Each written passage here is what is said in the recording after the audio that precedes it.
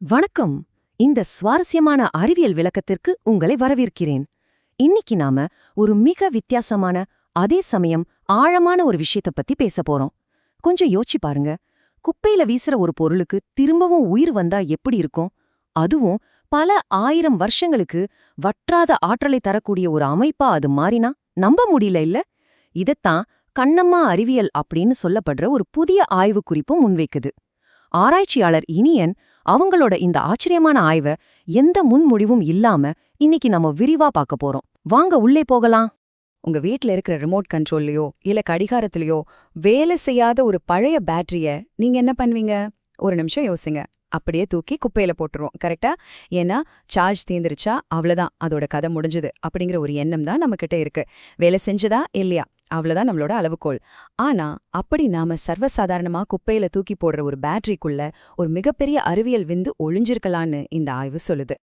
50 நாட்கள் குப்பையில வீசப்பட்ட செத்து போன ஒரு பேட்டரி தொடர்ந்து 50 நாட்களா மின்சாரத்தை உற்பத்தி செஞ்சு ஒரு பச்சை நிற எல்இடி விளக்க எரிய வச்சிருக்கு. அதுல இன்னொரு ஷாக்கிங்கான விஷயம் என்ன தெரியுமா? பானு நானோ அப்படின்னு பேரிடப்பட்டிருக்க இந்த அணுமின் நிலையத்தோட மாதிரி வடிவத்தை உருவாக்க ஆன செலவு வெறும் 50 ரூபாய் தானாம். இது நிஜமாவே எப்படி சாத்தியம்? பொதுவா அணுமின் நிலையம் அப்படின்னாலே பல 1000 கோடி செலவுல கட்டுன பெரிய பெரிய கான்கிரீட் சுவர்கள் தான் நம்ம ஞாபகத்துக்கு வரும். ஆனா இந்த பானோ நானோ அமைப்போட கட்டமைப்பு ரொம்ப ரொம்ப சிம்பிளானது. சீனாவுல தயாரிக்கப்பட்டு ஆயில் முடிஞ்சு போன ஒரு 12 வோல்ட் 6 ஆம்பியர் ஜெல் பேட்டரி தான் இதோட பேஸ். அதுக்குள்ள நம்ம சாதாரணமா யூஸ் பண்ற அப்சரா பென்சில்ல இருந்து எடுக்கப்பட்ட 3 சென்டிமீட்டர் கார்பன் குச்சிகளை சொருகி சும்மா செலோட்டே போட்டு ஒட்டியிருக்காங்க. அந்த பேட்டரி ஜெல்ல இருக்கிற பொட்டாசியம் ஹைட்ராக்சைடு அப்புறம் துத்தநாகம், இதுதான் முக்கியமான மூலப்பொருட்கள். கேக்குறதுக்கே ரொம்ப சிம்பிளா இருக்குல்ல? பகுதி 1. ஐன்ஸ்டீனுக்கு மாற்றான ஒரு பார்வை. ஆற்றல் அழிவின்மை விதியை இது எப்படி மறுபரிசீலனை செய்யுதுன்னு பாப்போம். ஒரு பக்கம் புகழ்பெற்ற விஞ்ஞானி ஆல்பர்ட் ஐன்ஸ்டீனோட E=mc² சமன்பாடு இருக்கு. இதன்படி பார்த்தா ஒரு பொருளை அழிச்சா அதிலிருந்து நமக்கு ஆற்றல் கிடைக்கும். ஆனா இது ஒரு நேர்கோட்டு பாதை. பொருள் அழிஞ்சு ஆற்றலா மாறிடுச்சுன்னா திரும்பவும் அந்த பொருளை கொண்டு வர முடியாது. ஆனா இன்னொரு பக்கம் ஆராய்ச்சியாளர் இனியனோட கோட்பாடு ஆற்றல்ல ஒரு வற்றாத சுழற்சியா, அதாவது ஒரு லூப் மாதிரி முன்வைக்குது.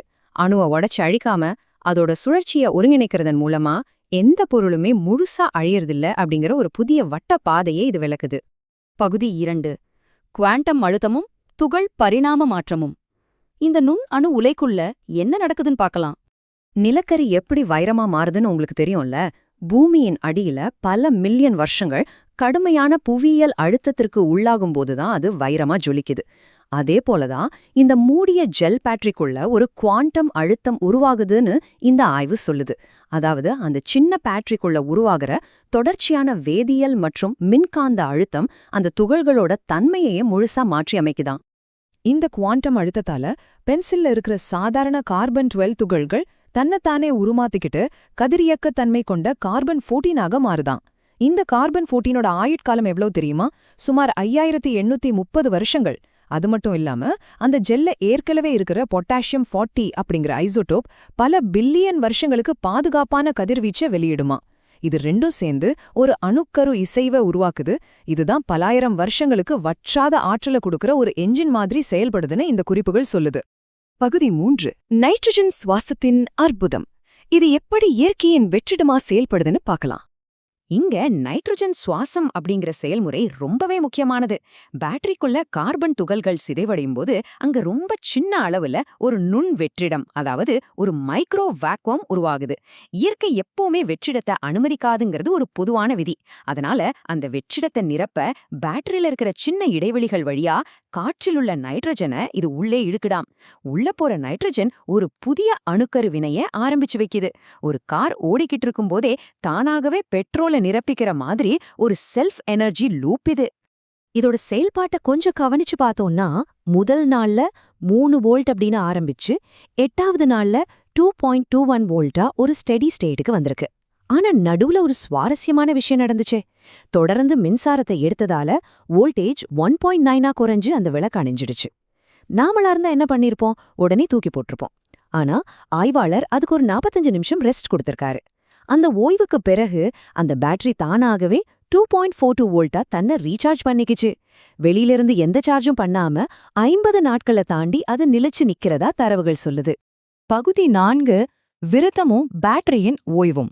உயிரியலும் குவாண்டம் இயற்பியலும் எப்படி ஒரு புள்ளியில இணையுதுன்னு பாப்போம். திருமூலர் சொல்ற உண்டி சுருங்குதல் கான்செப்டையும் 1866ல வாழ்ந்த ஜெர்மன் மருத்துவர் அர்னால்ட் எரிட் சொல்ற விரத கொள்கையையும் இந்த பேட்டரியோட செயல்பாட்டோட ஆய்வாளர் ஒப்பிடுறாரு. மனிதர்கள் விரதம் இருக்கும்போது உடலுக்குள்ள உணவு போகாததால ஒரு வெற்றிடம் உருவாகி அது காற்றில் உள்ள நைட்ரஜனை ஈர்த்து ஆற்றலா மாற்றுது. அதே போலதான் பேட்டரியோட அந்த 45 நிமிட ஓய்வுல ஒரு வெற்றிடம் உருவாகி குவாண்டம் சமநிலையை அது திரும்பவும் அடைஞ்சிருக்குன்னு சொல்லப்படுது.